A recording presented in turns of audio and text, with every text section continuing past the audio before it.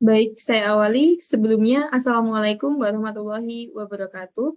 Perkenalkan, saya Hilda Mutiara Salsabila, NIM A43192206 akan mempresentasikan terkait dengan proses produksi gula tebu. Gula merupakan salah satu produk olahan tanaman perkebunan, yaitu tanaman tebu. Dewasa ini, kita mengetahui bahwa tebu merupakan salah satu tanaman perkebunan yang dapat menyumbang devisa negara. Konsumsi langsung gula kristal putih atau GKP nasional diperkirakan naik pada tahun ini. Senior Advisor Asosiasi Gula Indonesia atau AGI, Adik Suwandi, memproyeksikan konsumsi langsung GKP nasional akan mencapai 2,9 juta ton di tahun 2022. Artinya, penambahan jumlah tersebut menunjukkan konsumsi gula masyarakat Indonesia terus bertambah. Gula sendiri merupakan salah satu golongan karbohidrat yang memiliki cita rasa manis dan jenis karbohidrat merupakan yang paling melimpah di antara kelas-kelas utama biomolekul. Karbohidrat berfungsi sebagai penyedia energi yang akan memicu berbagai proses metabolisme. Pengolahan gula dapat bermacam-macam, sehingga produk akhir dari gula juga terbagi menjadi beberapa tipe. Secara umum, jenis gula yang ada di pasaran diklasifikasikan menjadi dua, yaitu raw sugar atau kristal gula mentah dan refined sugar atau gula rafinasi. Kita akan berbincang terlebih dahulu apa itu gula kristal mentah atau bahasa lainnya adalah raw sugar. Jadi secara penampakan, gula kristal mentah atau GKM ini berwarna kecoklatan. Biasanya gula kristal mentah hanya melalui tahap pemurnian secara defikasi. Selanjutnya adalah refined sugar atau gula rafinasi, merupakan produk yang memiliki tahapan lebih panjang daripada gula kristal mentah.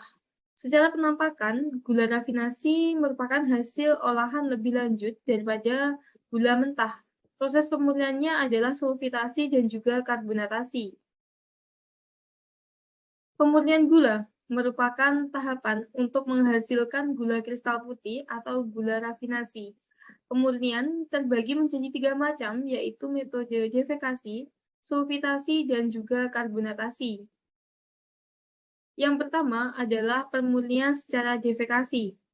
Penggunaan bahan baku dari pemurnian defikasi ini hanya menggunakan kapur tohor dan membutuhkan sedikit air. Rumus kimia pada proses pemurnian secara defikasi ini adalah CaO plus H2O sehingga menghasilkan CaOH2. Oke, next. Kita akan masuk ke pemurnian sulfitasi. Jadi, pemurnian sulfitasi merupakan pemurnian dengan menggunakan CaO dengan belerang, sehingga pada tahapan proses pemurnian sulfitasi diperoleh hasil gula kristal putih atau GKP, sehingga rumus kimianya adalah S2 plus O2 sehingga menjadi SO2. Selanjutnya adalah pemurnian dengan metode karbonatasi. Pemurnian dengan menggunakan metode karbonatasi yaitu dengan menggunakan kapur dan gas CO2. Rumus kimia dapat dilihat pada layar. Dibandingkan dengan tahapan pemurnian yang lainnya, pemurnian dengan metode ini jauh lebih kompleks. Selanjutnya adalah tahapan pengolahan gula. Dalam pembuatan gula terbagi menjadi beberapa stasiun.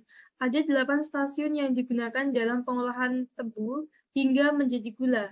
Setiap stasiun memiliki hasil tersendiri. Stasiun yang pertama adalah stasiun preparasi dan pencacahan, di mana stasiun ini tebu ditimbang dan dikecilkan ukurannya. Tujuannya adalah agar mengetahui berat awal tebu dan mengecilkan ukuran sehingga lebih mudah digiling untuk memasuki pada stasiun penggilingan.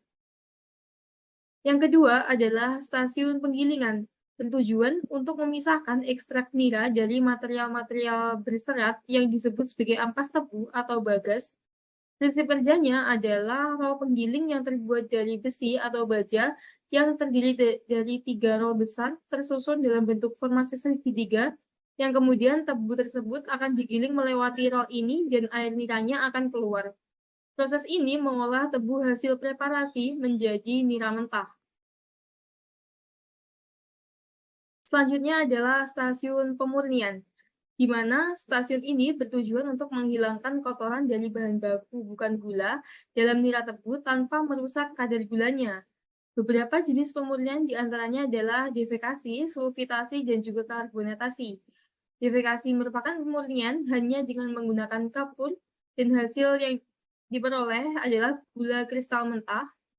Sulfitasi adalah pemurnian dengan menggunakan bahan kapur dan sulfit sehingga diperoleh gula kristal putih, sedangkan pemurnian pada karbonatasi adalah menggunakan kapur dan karbon sehingga diperoleh gula rafinasi.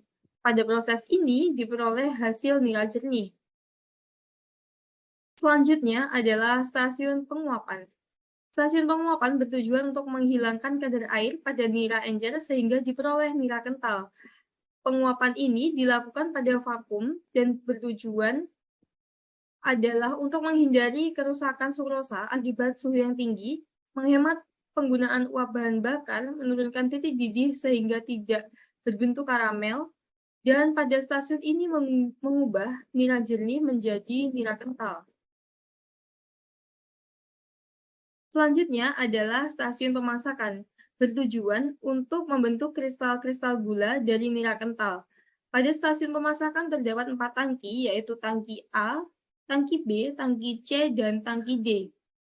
Tangki A adalah masakan A sebagai pemasakan penentu jumlah gula yang diproduksi. Produk yang dihasilkan gula A adalah sirup A.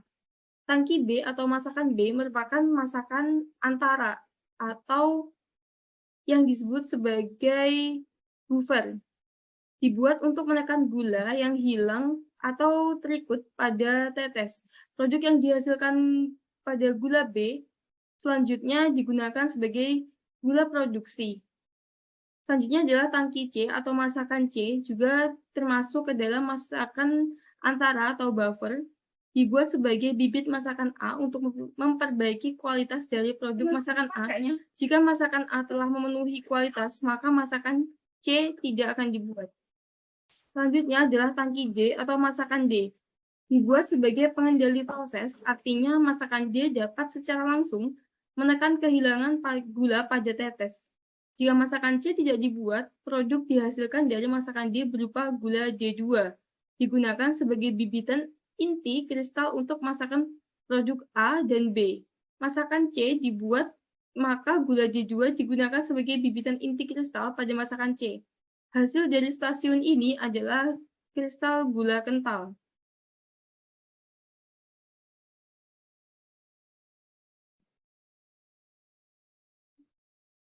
Selanjutnya adalah stasiun putaran yang bertujuan untuk memisahkan kristal gula yang terbentuk dari larutan sirup yang melapisi secara sentrifugal. Prinsip kerjanya adalah gap sentrifugal akan membentuk larutan atau sirup terdorong keluar melalui lubang-lubang pada saringan yang berbentuk tromol berputar sedangkan kristal gula akan tertahan.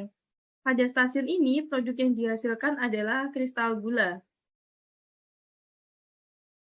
Selanjutnya adalah stasiun penyelesaian.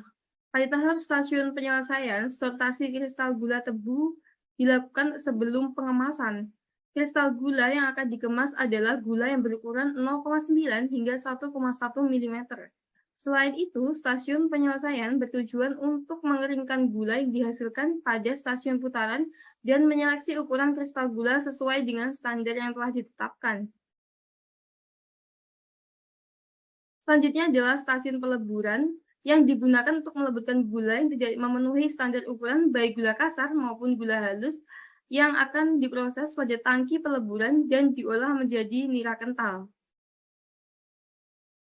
Baik, demikian yang dapat saya sampaikan. Semoga dapat bermanfaat. Sekian, wassalamualaikum warahmatullahi wabarakatuh.